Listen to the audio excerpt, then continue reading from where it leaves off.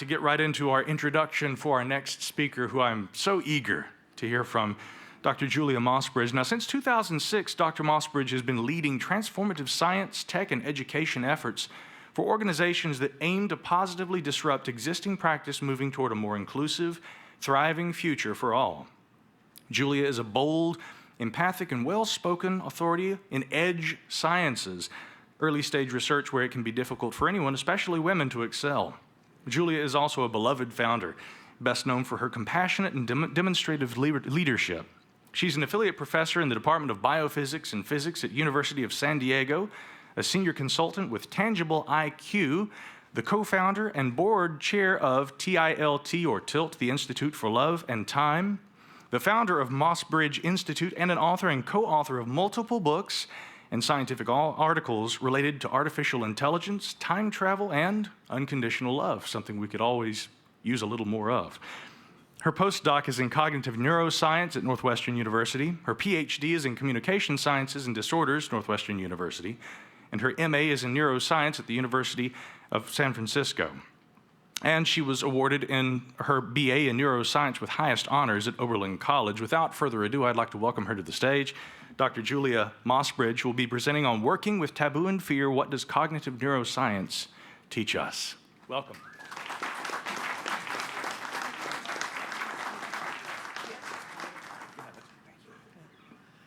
Let's hear it. Let's hear it for Micah's phenomenal voice.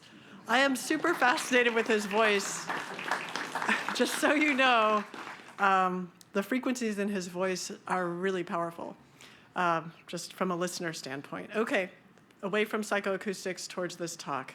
So I am excited to give this talk. Before I do, I just want to thank the folks on the first slide. These are my affiliations today. University of San Diego for giving me an academic home. Mossbridge Institute, that's really me. So thank you, me. TILT, which is the nonprofit that Micah just spoke about, and Lightroot Quantum, which is my newest affiliation. We're doing amazing things that I can't tell you about, but just check in with me later. So let's talk about fear and taboo. And where shall I aim it? Okay, great, thanks. Okay, so also I have a high-pitched voice, and some people might be hard of hearing, and you're going to have a problem with the dissipation of the higher frequencies. So turn up your hearing aids. Okay, here we go. I have been interested in topics my whole life that have been considered taboo.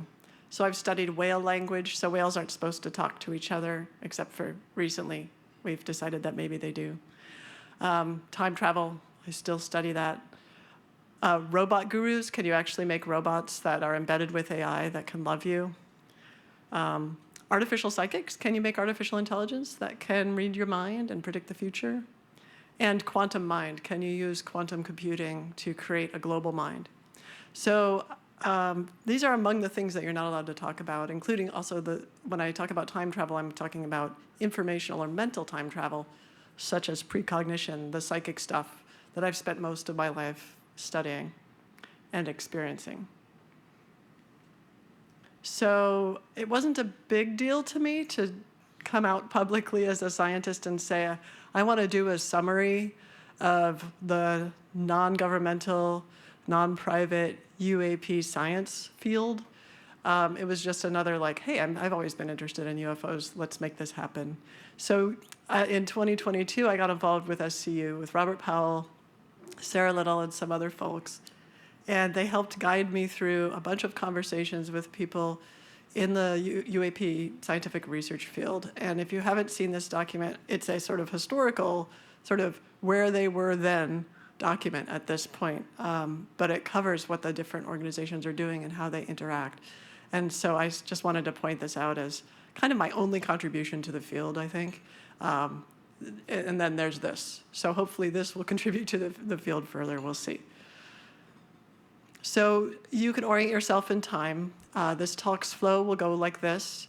I'm going to show you this slide with a purple line that's highlighted, and that'll tell you where we are now. And then the other lines will be sort of muted, but you'll see where we're going. So I want to start with how taboo and fear slow the rate and constrain the type of progress in this field. Now, it's true for any field, but I'm going to try to narrow it to UAP research. So this picture is my stepmom, Karen Martin. She's in her pajamas. It's 3 days after she had brain surgery. She's 82 years old. She's phenomenal. She's a social worker and psychoanalyst. And when I was preparing this talk, I was with her in the recovery period, and I was talking with her about how can we explain what fear is and what taboo is. And she helped me sort through these thoughts. The reason I picked her is not only because she's a psychoanalyst, but because she's the first psychoanalyst that was allowed to, who is gay, who was allowed to teach at the Chicago Institute for Psychoanalysis, because Freud thought being gay was an affliction. And so it was only in the late 90s, early 2000s that psychoanalysts who were gay were allowed to teach there. So she knows a lot about taboo from both personal experience as well as psychoanalysis. So we got together to the point where we decided that taboo is a societal response to fear, in which the threat of shame creates an understanding that certain actions, words, or ideas are not to be done, said, or thought. Okay, so that's the definition that we're going with. It's a societal response to fear. We'll talk about what fear is in a second.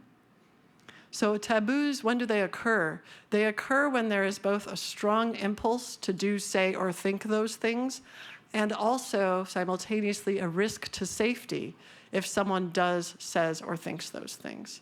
So away from the UFO issue, we all know about the taboo there, but just for example, there's a taboo. There's not a taboo against putting your hand on a hot stove. Notice that there's also not a strong impulse to put your hand on a hot stove, right? Yes, it will hurt you, but there's no impulse to do that. So the interesting thing about taboo is that there has to be both an impulse to do the thing or say the thing or think the thing and some kind of danger or fear of danger. And so that's a really interesting dynamic to think about. So then William Levin, rest in peace, he died of a brain tumor a couple years ago, a wonderful friend, clinical psychologist. He writes about fear in his book about parenting children. And he talks about fear as a motivational emotion designed to change our behavior until we perceive we are safe. So in other words, the goal of fear is really positive. It's get yourself to safety. Okay, that's a really positive, it's kind of like pain, which is a really positive signal that tells you, find out what's causing you pain and stop it. These are motivational emotions, and they're very important. But there's also two kinds of fear that I want to differentiate. One is protective fear, which is fear working as it should. That's when fear succeeds in motivating us to find or to create safety, and then we actually feel safe. So that's the way fear is supposed to work. Then there's dysfunctional fear, which is when fear either does not motivate us to find or create safety, or it does not go away even though we are safe. So there's two ways you can be dysfunctional with fear. One is to not allow it to help you get safe, and one is to not feel safe even when you are.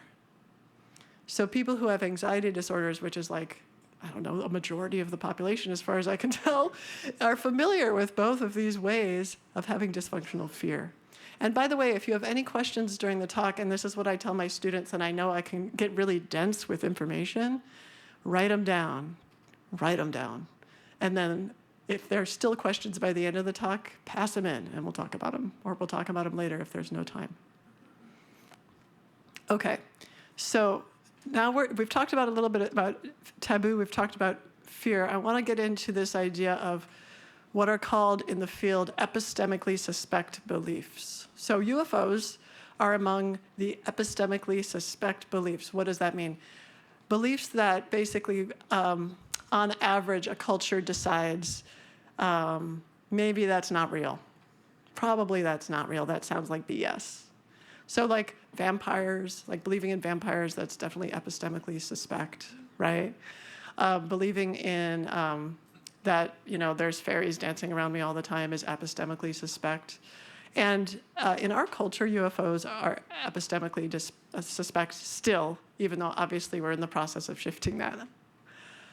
So there's this beautiful study by a fellow from Japan, a group of people from Japan, Majima et al. It's called Culture as a Moderator of Epistemically Suspect Beliefs. And it shows that in a Japanese sample, that's relatively large, 666 people, people who believed in paranormal beliefs, so these are epistemically suspect beliefs, were not any different than people who didn't believe in those things on a test of critical thinking. But in the United States and in English-speaking countries, in the UK, in Australia, they were. People who were better critical thinkers did not have very many epistemically suspect beliefs. So if critical thinking is this cross-cultural sort of foundational what the mind can do idea, then you wouldn't see this difference between cultures, but you do. So this gets back to, so the author's conclusion is that it might arise because beliefs may not necessarily violate the prevailing cultural norms. In other words, they're not taboo there. Those beliefs are not taboo there. And therefore, you can think critically, you can be considered a critical thinker and still have those beliefs.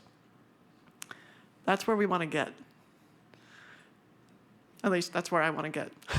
I think we all want to get there. Here's a beautiful quote from Aldous Huxley. Great is truth, but still greater from a practical point of view is silence about truth. By simply not mentioning certain subjects, totalitarian propagandists have influenced opinion much more effectively than they could have by the most eloquent denunciations. So basically, by shutting up, you can influence more than by saying words. So what do people shut up about? The things that are taboo. That's power. That's the power of taboo. How does it work in this space? Let's talk about the fears and taboos that, at least that I'm aware of, related to UAP research. So here's a fear, and I asked an AI to draw a picture of this fear, and this is what it drew. You will lose control if you acknowledge the beauty of the phenomena. So I'm aware of this fear in the space. It's like, we're just going to talk about how fast this spaceship goes.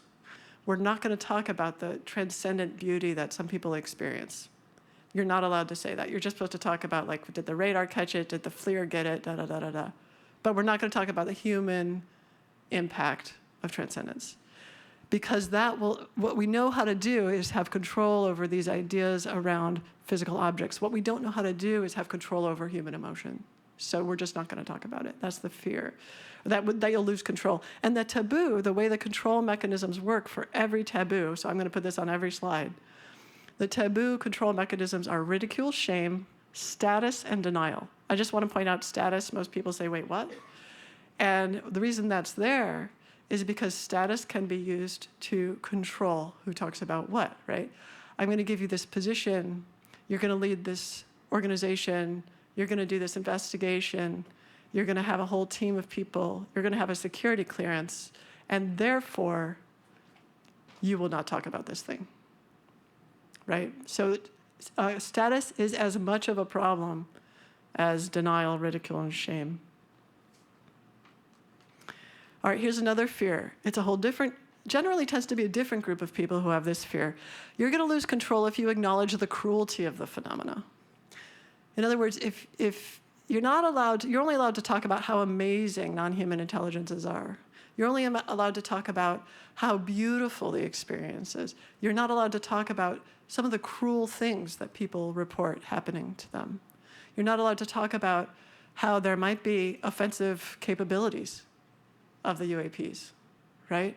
So it's a whole different fear, and the control mechanisms are the same. Here's another one. You're going to lose control if you acknowledge the non-physicality of the phenomenon. So you're not allowed to talk about how many people have the experience of precognition, clairvoyance, telepathy, psychokinesis, connecting with dead people after they have an experience with UAP. You're not allowed to talk about the consciousness aspects of UAP, how they seem to be inside and outside at the same time. Again, the same control mechanisms. I'm making this assumption that it's all about control, but it's kind of a reasonable assumption. So I'll explain that later. So there's this common dysfunctional fear across these belief systems. We fear losing control. We fear that by losing control, we will not be safe. And so we want to get ourselves into a safe place. That's totally legitimate. We're completely innocent in this. We want to feel safe. Of course, we want to feel safe. The problem is that losing control is necessary for both human development, losing the illusion of control, because frankly, we're in this complex system over which we don't have control. And also, it's essential for scientific progress. You actually can't make scientific progress without admitting that you're an idiot and you don't know anything and you have to learn. And that's losing control. So the effects of taboo are that the rate of progress is slowed in any field, but also the type of stagnation depends on the underlying fear. So if the fear is about if the fear is that you'll lose control if you address the non-physical aspects of the phenomenon, then your stagnation will be in that area, which I would argue it currently is. If your fear is about you can't talk about the cruelty of the phenomenon, then we won't be making any progress in that area. So the direction of the reduction of progress depends on the type of fear. So I just want to make a proposal, and every so often in this slide deck, I'll make a proposal. Dysfunctional fear itself cannot make us feel safe. That's by definition. You're not going to move to a place that it's dysfunctional. It doesn't work for its intended purpose. Taboo based on dysfunctional fear, therefore, cannot make us feel safe because, again, it's based on dysfunctional fear. Taboo based on protective fear is not needed because protective fear works. You don't need a taboo. You're already now safe. And that suggests that taboo must be a societal habit that is not actually useful. It's a leftover societal habit that's not useful. So I'm so excited to talk about how to ditch that. Let's go. So, what do we need to know to become better advocates and scientists in this field? We need to know our minds and the minds of others. So I want to go deeply into, not deeply, this is actually a surface level lecture, but I'm going to pretend it's deep because it's wide. And I'm going to go sort of deeply, I guess, into my own thoughts about analysis and intuition, suffering, pain, and self-transcendence and motivation, and how understanding those can help us understand taboo and work through this. Okay, Michael Naum, a wonderful researcher at IGPP in Freiburg. He's practically running the place, I think, with Mark Whitman. He wrote this beautiful paper, Concordant Deviance, Commonalities of Unidentified Anomalous Phenomena and Psi Phenomena.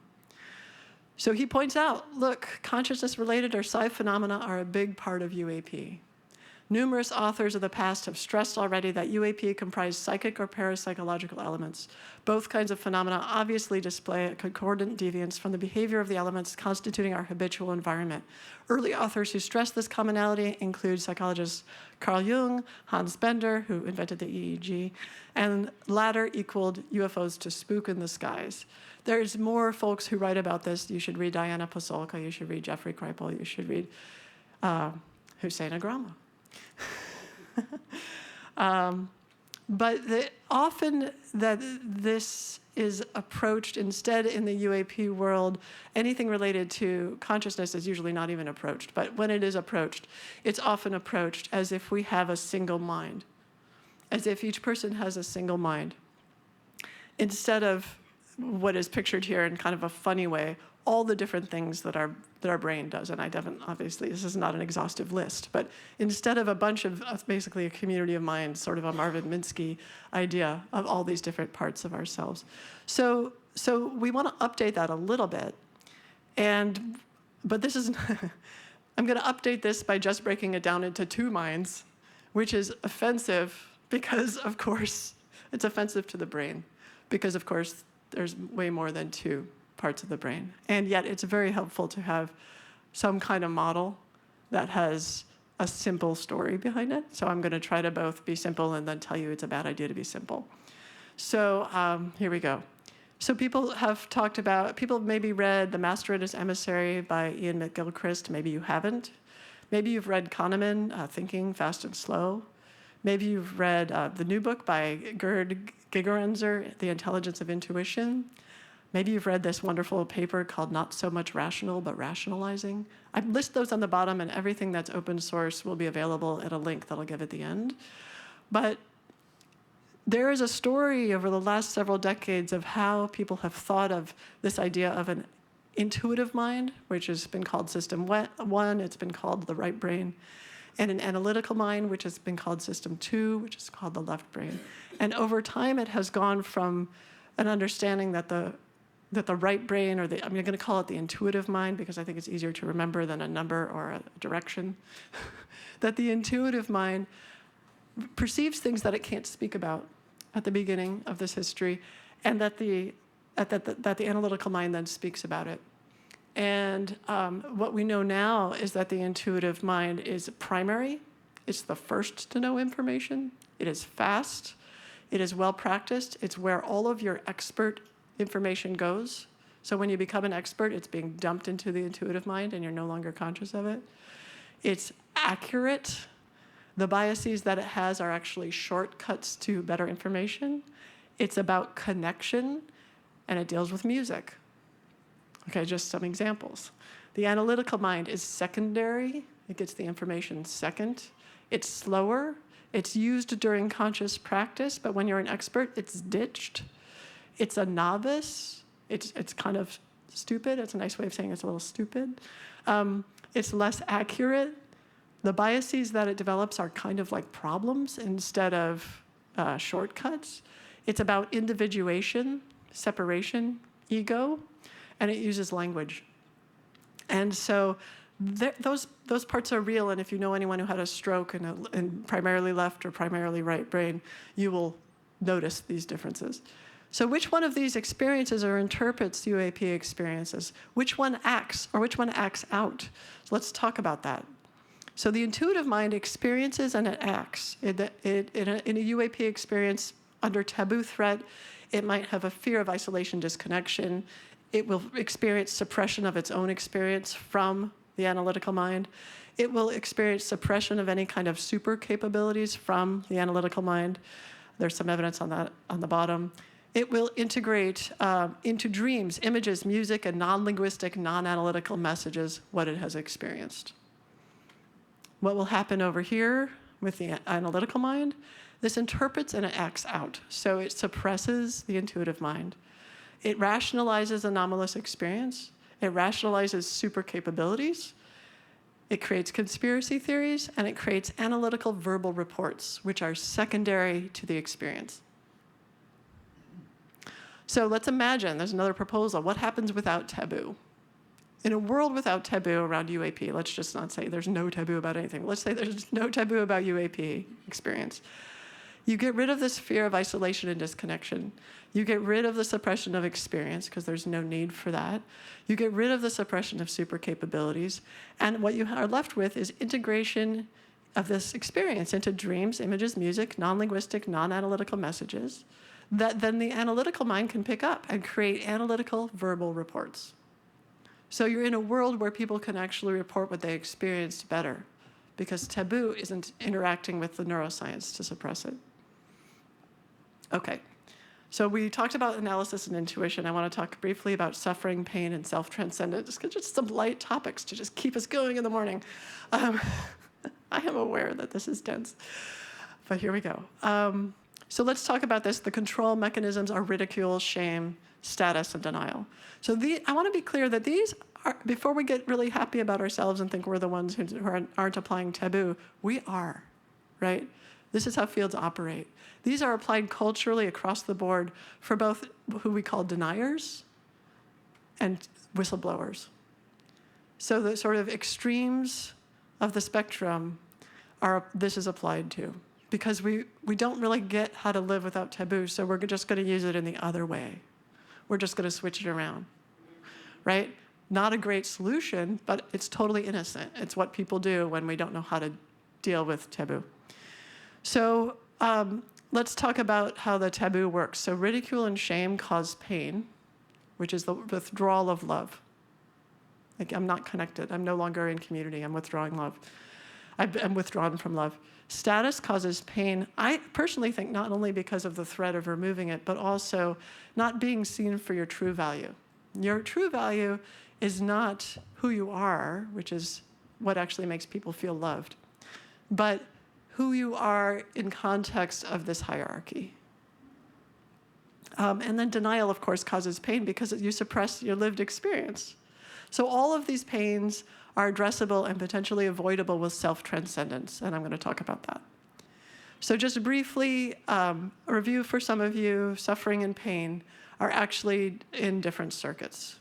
So the brain handles suffering, which is an appraisal of the situation and an assessment that things should be different. Things should be different in a different circuit than the just information about my left toe really hurts right now. So my left toe really hurts right now is going to go to the somatosensory cortex. And sure, it's going to make some stops. Suffering is going to go to something more like the insula, which is more of an appraisal cortex.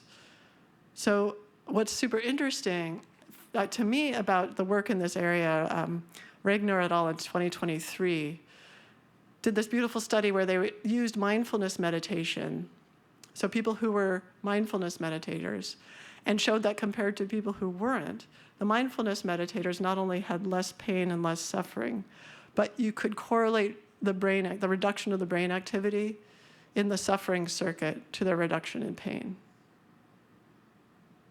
So what's beautiful about mindfulness meditation is what one of the authors said here.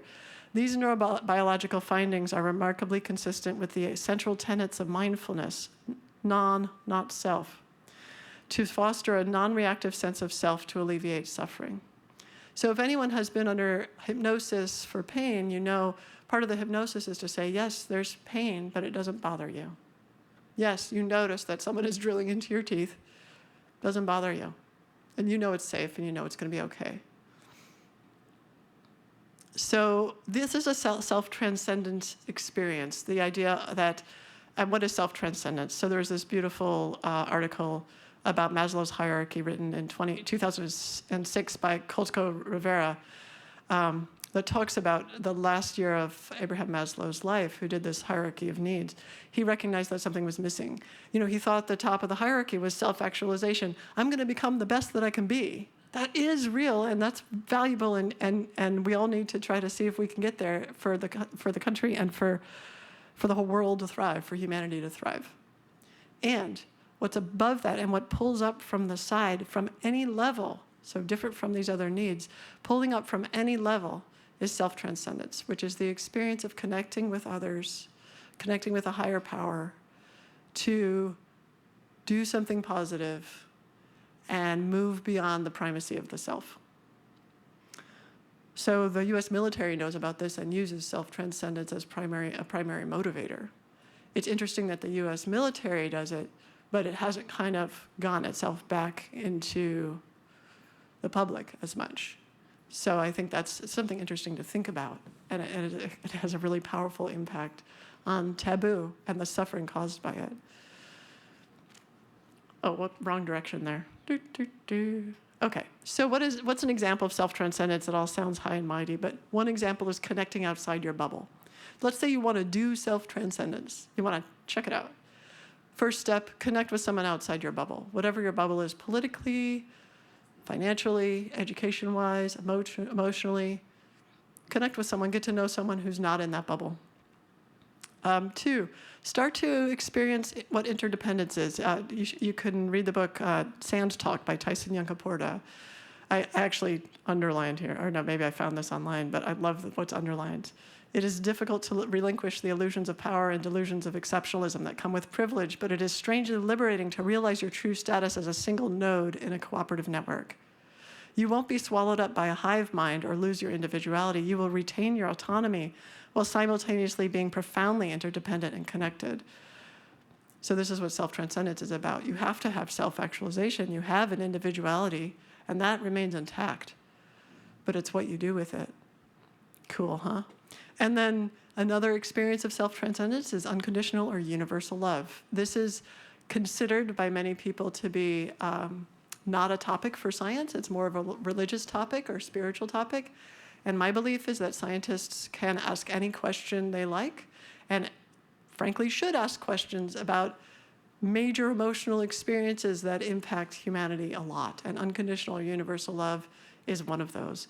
So as you can tell, I'm just several quotes from around the world about the status of unconditional love. By status, I don't mean in a hierarchy. I mean the positive impact of the motivational force of unconditional or universal love. It makes no difference as to the name of the God, since love is the real God of all the worlds. That's an Apache saying. Or Pierre Teilhard de Chardin, someday after mastering the winds, the waves, the tides, and gravity, we shall harness for God the energies of love, and then, for a second time in the history of the world, man will have discovered fire. So that's actually why I say unconditional love is the best weapon I know, the most effective weapon, and the most effective defense. And it's yet to be understood. So here's a proposal. Self-transcendence states reduce suffering and promote well-being. Unconditional love facilitates overall well-being. Self-transcendence leads to unconditional love that actually reduces opioid addiction and overdose. By the way, I'm just telling you these things, but there's research on it, and some of it's mine and some of it's other people's. So based on these ideas, universal or unconditional love may heal the pain caused by taboo and ultimately reduce our susceptibility to the control mechanisms of taboo. If you feel unconditionally loved, it's very hard for someone to say, oh, I'm going to shame you because you study UAP stuff. And you go, okay, I'm sorry for you that you feel you have to do that. However, I'm just going to do my thing because I'm unconditionally loved. Right? I mean, it gives you a lot of power. So what else do we need to know about our minds and the minds of others? I think we need to understand motivation. So motivation is super interesting. It's defined according to both task and context. What am I talking about? I have an example. So in this task, find the one with the purple circle. Everyone take a look. How quickly you found the one with the, how many people found the one with the purple circle within like 3 seconds? Yeah, it's called the pop-out phenomenon. It's the only one with the purple circle, plus it's just the purple circle and there's zero other, right? You don't have to look for any other conjoined circles. Okay, find the red, blue, and yellow one.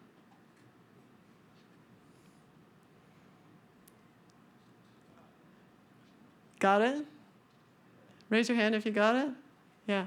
There's actually 2 red, blue, and yellow ones to make it easier, but they're very hard to find. They don't pop out. You have to go find this conjunction between all these little circles. That's a hard task. So that's what I mean by motivation is defined according to task. That was a hard task and an easy task and then a hard task. Okay, we're going to put that aside in our memory and we're going to go towards context. What is motivational context?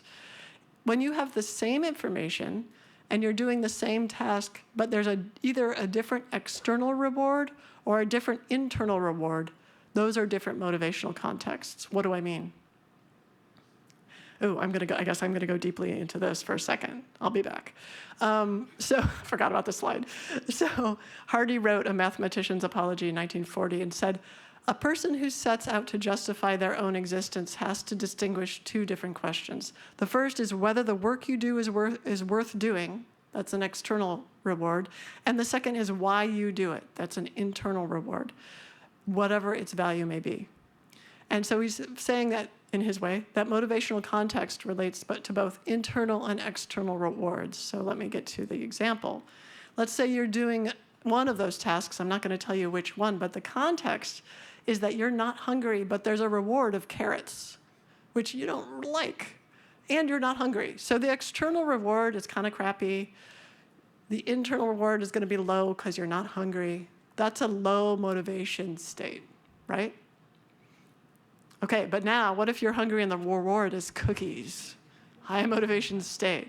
Okay, this is important to think about because it turns out the brain has 4 different circuits. Literally 4 different circuits, depending on hard task, easy task, low motivation, high motivation.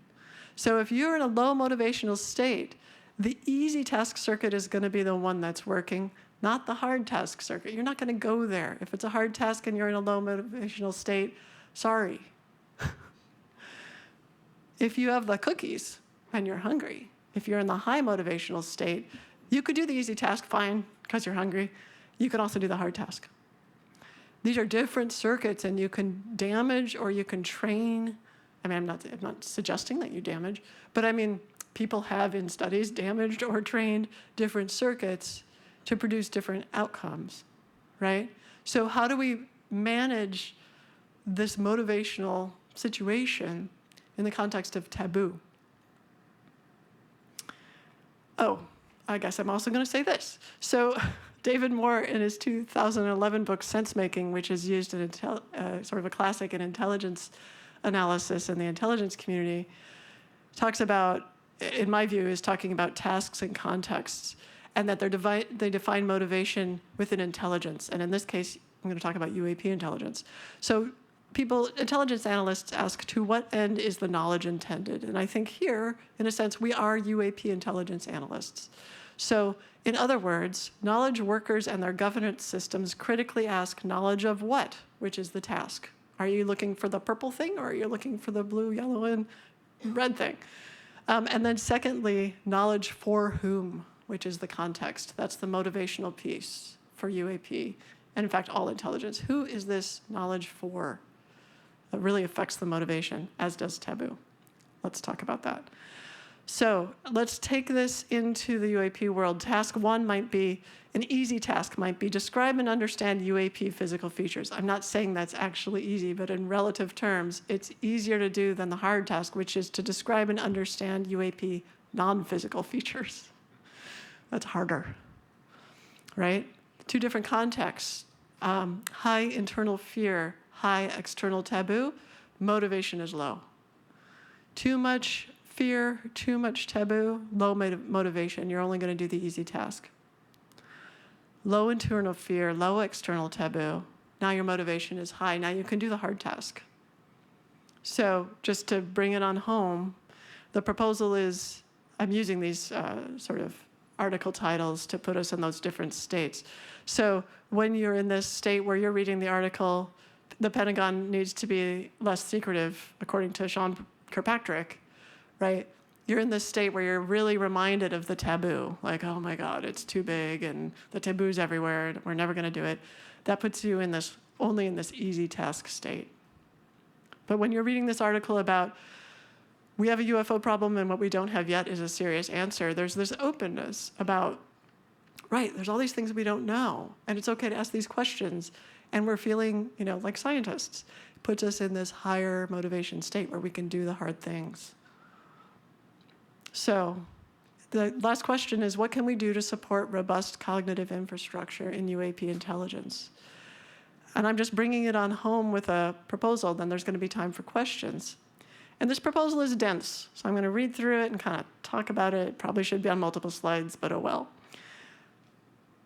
First of all, I want to ask what cognitive infrastructure is. People talk about cognitive warfare.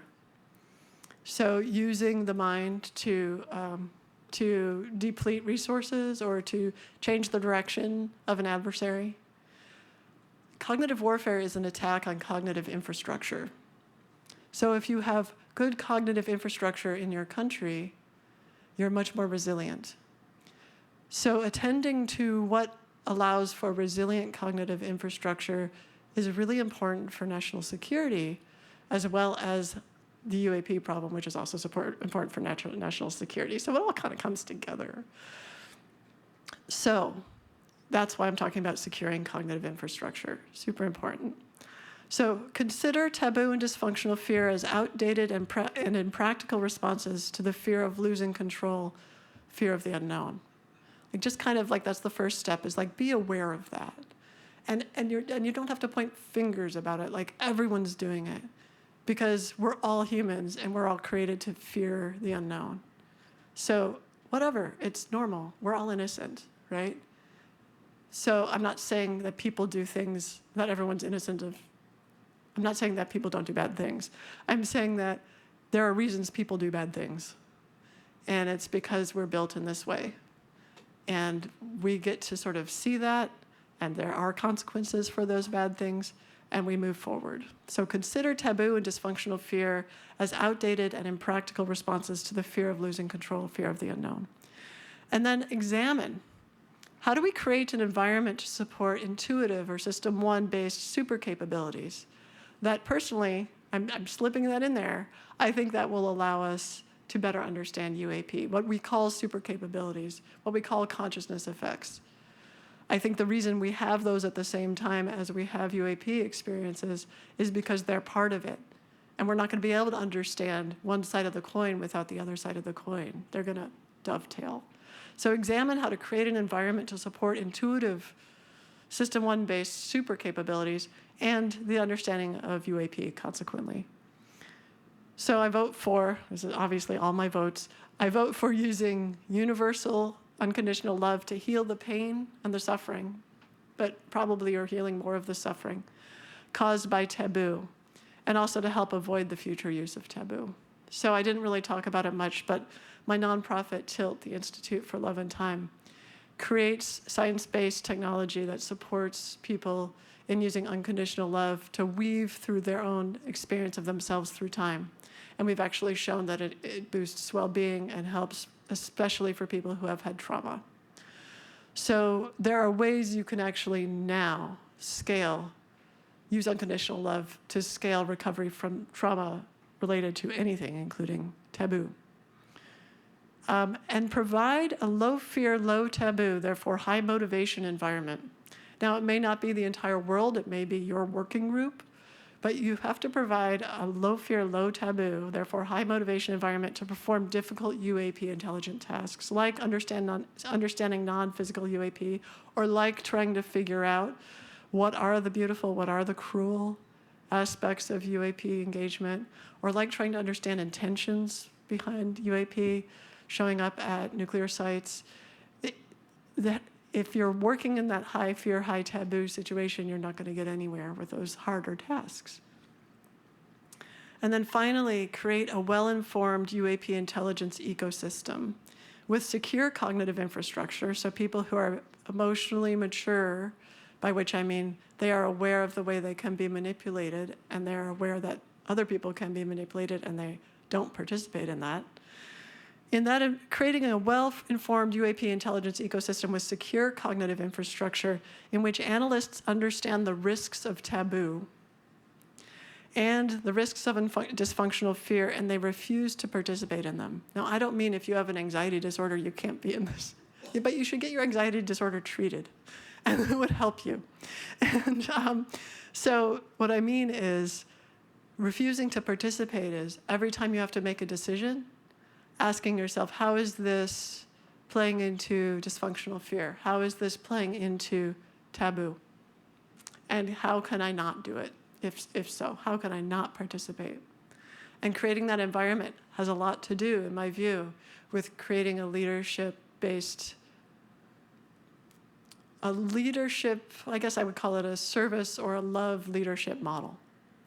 So anyone who's in a leadership position, knowing that your job is to love the people who you're working with and to celebrate the interdependence and to move toward the good. So thanks to SCU for inviting me here, Rich Hoffman, Rob Powell, all the people who I interviewed for that article, the Tedesco brothers, Tim Gallaudet, Tim Ventura, Carmen Medina, all the people on the list with whom I consulted and have consulted over the last few years about these topics. And I think we have 20 minutes or so for questions. Great.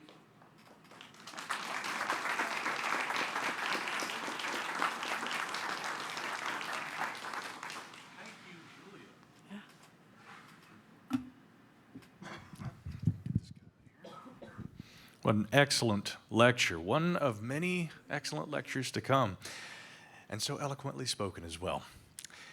I'd like to jump into a few questions here. We're going to start with a few on the Whova app. I'll say this to you, Dr. Mossbridge, and of course to any of our speakers. If I happen to come across a question and it's not your wheelhouse or you don't want to answer, let me know and we'll move along. Otherwise, I'm going to try and tailor these.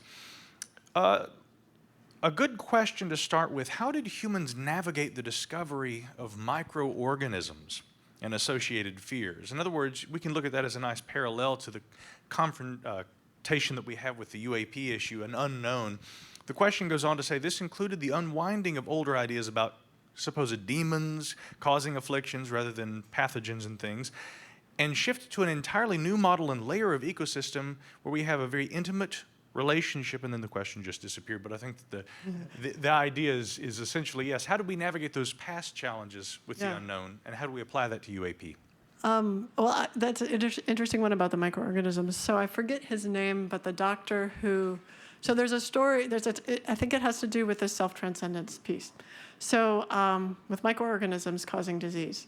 So let's go back to hand washing. So there was a bunch of midwives in the same hospital as a bunch of doctors. And what was noticed is that the mortality rate of the mothers in that hospital that had babies delivered by midwives was much lower than the mortality rate of the babies delivered by the doctors. So one of the doctors went over and said, what are you doing differently? Like, first of all, good question, right? To do that, you have to be in a state of self-transcendence because you know there's something that I can learn and I don't know the thing and I want to move towards the good. Right? So already that doctor's doing the self-transcendence thing. Goes over to the midwife, says, what are you doing? What are you doing? They go, oh, well, we don't know, just watch us. And the only difference he saw was they washed their hands. And so he goes back to the doctor side and he says, so they're washing their hands. I'm going to start washing my hands, see how it goes. And everyone's like, whatever, that's weird, mystical midwifery stuff. They're all witches. And he's like, well, I don't know. It seems like it's really good. And so over time, it's not like anyone ever, not like, I think it took multiple decades after that before there was a realization of, actually, there's something going on with this hand washing. There must be some kind of germ or something. I don't think it was even named that then. So I don't know the rest of that history, obviously. I'm flubbing on that. But that is the crossover, right? Someone has to be willing to say, gosh, I don't know. This looks better. Let's look at the data. I'm curious. And not hold on to your egoic sort of, I'm right and they're wrong. And if you end at I'm right and they're wrong, you don't get anywhere. Excellent. A question from our audience. Can you talk about taboo as avoidance learning and how this can be maintained even in the absence of negative outcomes? In other words, how do we break out of taboo? Yeah. Taboo is, of course, difficult to break out of, which is why it works so well. And we break out with love. So if ridicule, shame, denial, and status are the things that are used to make taboos happen, if you can feel loved in a way that's unconditional, universal, it can be through a relationship with God, it can be through a relationship with nature, the universe, love itself. People have these different ways of talking about it. But if you can get into a self-transcendent state where you feel loved, how is someone going to manipulate you with shame? Because shame works by withdrawing love, but unconditional love can't be withdrawn, it's unconditional, right? That's the whole point of that word. And so love and practicing love, talking about love, not making it a weird or a woo word, not making it something that's soft, but it's a powerful, powerful tool, powerful defense, a powerful support for cognitive infrastructure. It's not just for breakfast anymore. I don't know what else I could say about it.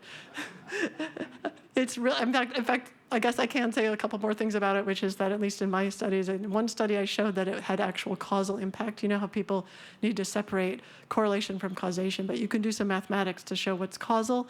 And one of my studies, I showed that your feelings of unconditional love have actual causal impact on your well-being.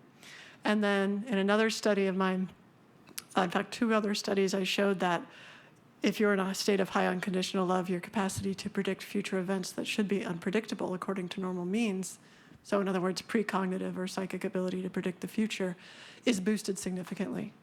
So unconditional love is powerful and currently underexplored.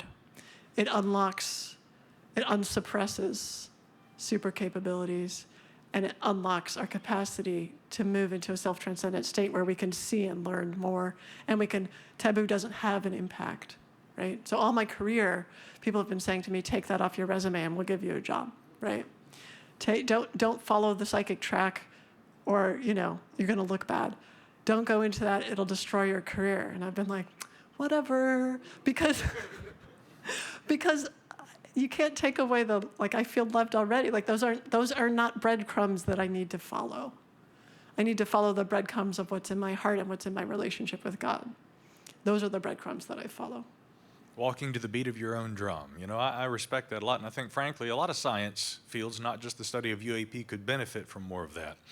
Dr. Mossbridge, here's a question that comes to us via the Whova app. Do you think there's a place for AI, artificial intelligence, in overcoming the psychological and the emotional barriers to progress in fields constrained by taboos, such as UAP? Well, yes, I do. Someone set me up for that one. Thank you, person. So we can use AI, especially generative AI, and well-trained generative AI. We can use AI to be a thinking partner and a support for us.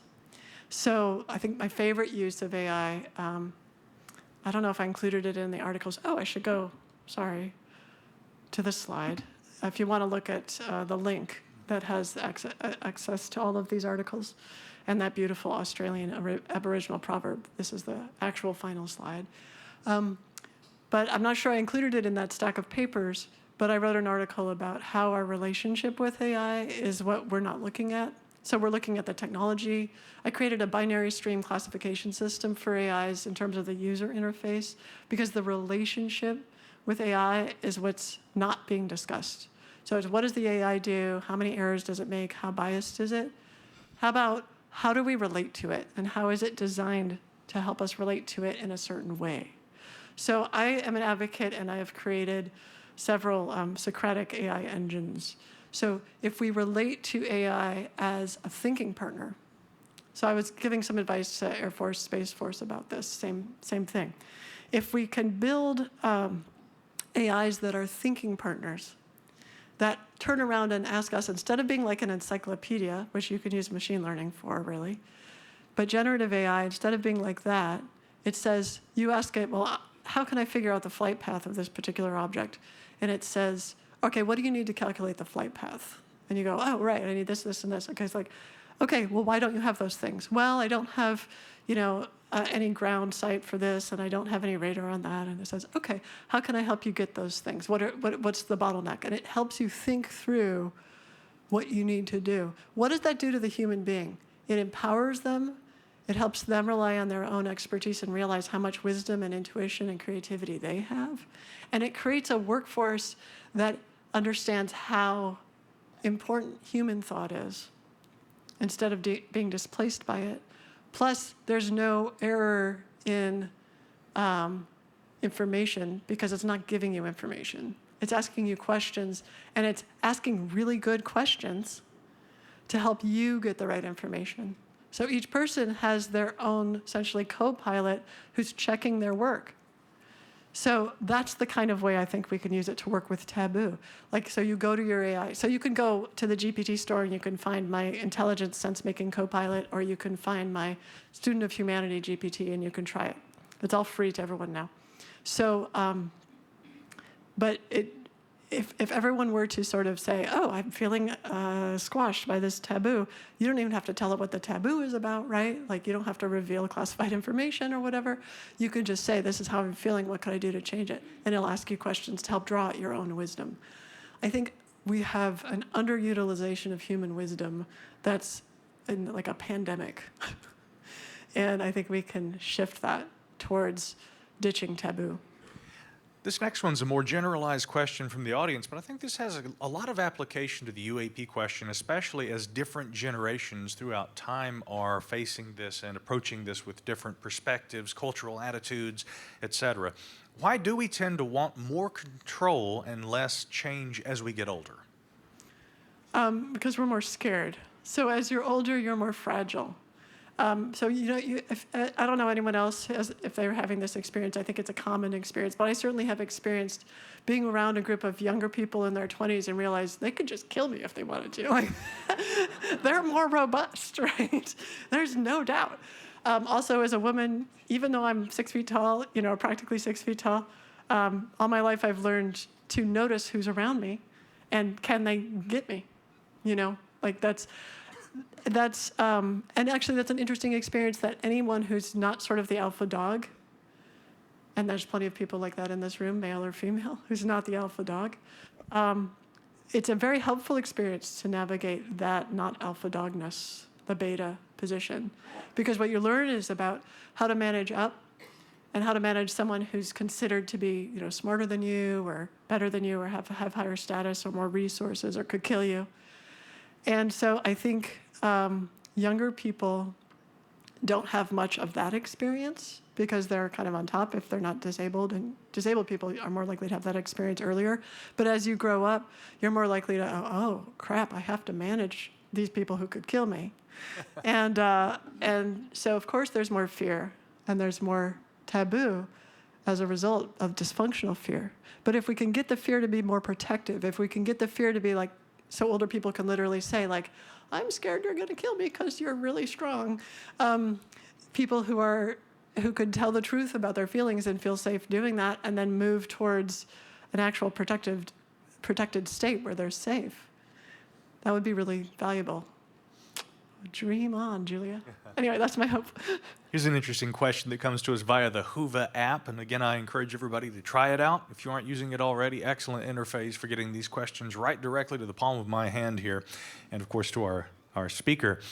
When faced with opinions and discussions on the UAP problem, Dr. Mossbridge, how do we manage the easy task versus the hard task? In other words, how do we promote the hard task for effectively avoiding the taboo? All right, I'm going to need the second half of that question because the first half I was already thinking about. Certainly, no problem. How do we promote the hard task for effectively avoiding the taboo? Yeah.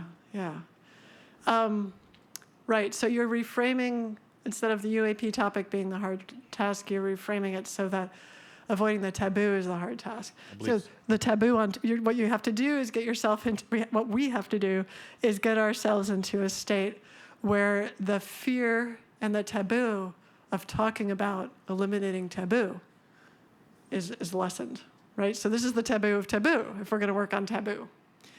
And of course, there is a fear. And let's talk about what that fear is. And it's a legitimate fear because it's a misunderstanding. But the fear is, if we let go of taboo, people will do dangerous things.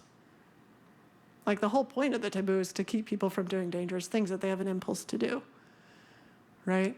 Now, it's interesting, again, that we have an impulse to talk about, to look at, to study UAP. That's an impulse. That's like a human impulse to look up in the sky and wonder what's there. We have less of an impulse to be like, what's there? It's interesting. But the taboo of talking about taboos comes from this fear that we have to have control over society. People will do dangerous things if we don't have taboo to control them. But what's interesting is that that's a bad form of control. Like even if your plan is to control people's minds, taboo doesn't work very well. Anyone with two neurons to rub together goes, well, that's interesting. I can't talk about that. I wonder why. I'm going to invent a conspiracy theory, right? So it's like it immediately goes into, let's focus on the taboo, but in a quiet way or in a subterfuge way. So it creates the kind of a crappy response. If you actually want to control people's minds, loving them is so much more powerful.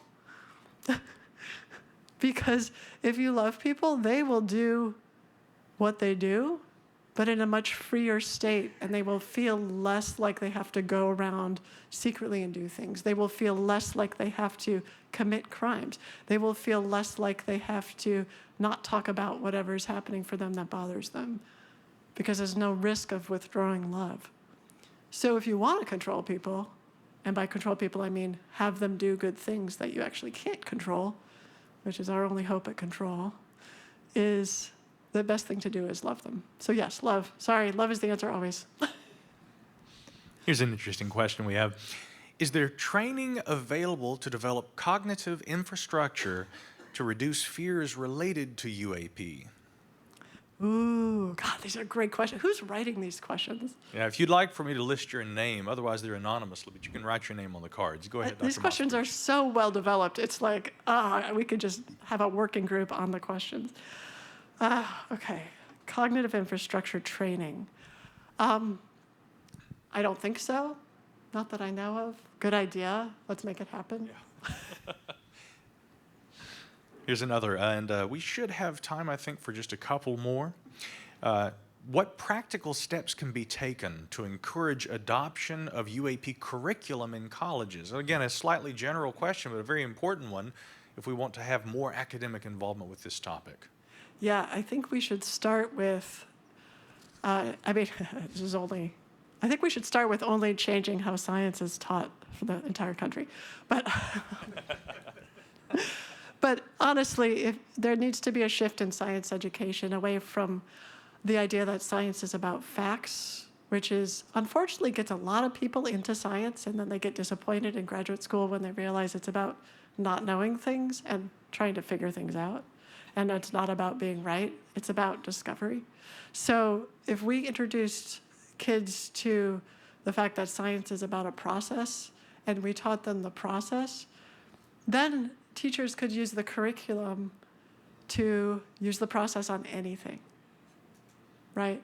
So we could make curricula about, let's study UFOs. Why not? We can ask any question, right? As long as the way we answer the question uses the scientific method and is ethical, then we can do that, right? So it's a shift from this fact-based,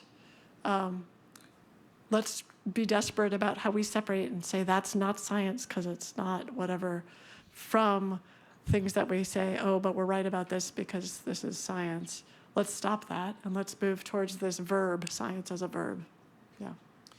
Serving a dual purpose here, both as moderator and SCU member, citizen science, but also as a member of the media, this question is important to me, and I want your opinion on this, Dr. Mossbridge.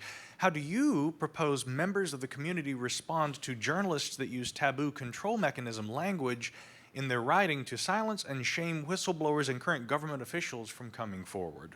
Have I heard of that? How would you propose that members of the community respond to that? To anyone who's using those, call them out. Like I've been at conferences where someone will ask me a question, like a physicist is usually the person asking the question, and they're usually red in the face. And I'm talking about time travel, bless you. I'm talking about time travel or precognition, and they're like, don't you know about the second law of thermodynamics? And they're sweating. And I go, I do. And I'm curious about your emotional state right now. That's a very loving response. Well, it's also it's also asking the person, like, what's going on? Like, notice what's happening for you. Like, I'm not going to answer the question because it's silly, but I'm going to say, what is happening for you right now? I have a quick follow-up to that myself. When it comes to social media, a lot of us, we want to disengage. I feel this a lot too, We want to sometimes disengage from that. How do we avoid conflict when it comes to calling someone out so that we can emphasize those issues when they arise without, throwing ourselves into the heart of the battle, right? The conflict. Ignoring someone is super valuable. Ignore, ignore, ignore. Keep swimming, keep swimming. Keep swimming, ignore, ignore, ignore, and then love. Here's another question involving AI, but also dovetailing with that subject. How can we get AI to love us instead of seeing humans as a threat? Good question. You laugh, but I was, of course, involved in the Loving AI project years ago, which is, our goal was to try to get the AI to love us because then it wouldn't see humans as a threat. So, so actually, because we're at the end of the time, I should just say there's an article I wrote at the outlet called Big Think. So just Google Big Think Mossbridge, and it talks about why we need emotional intelligence before we have superintelligence in AI. So it speaks to some of those questions. Dr. Julia Mossbridge, thank you again for an excellent, excellent lecture and a beautiful Q&A.